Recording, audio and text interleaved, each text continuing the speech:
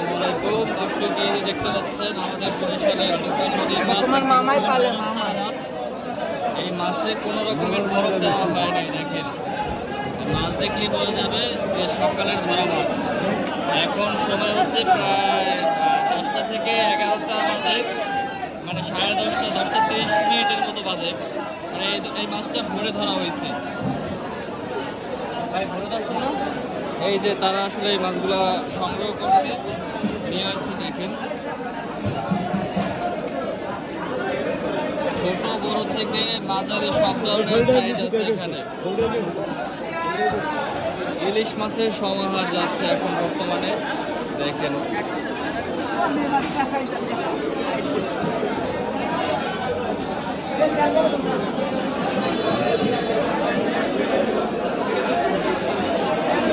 শুধু যেদিকে তাকাবেন সেদিকে খালি মাছ দেখবেন। আশেপাশে এই যে দেখেন মাছ চলে আসছে ভোরবেলা।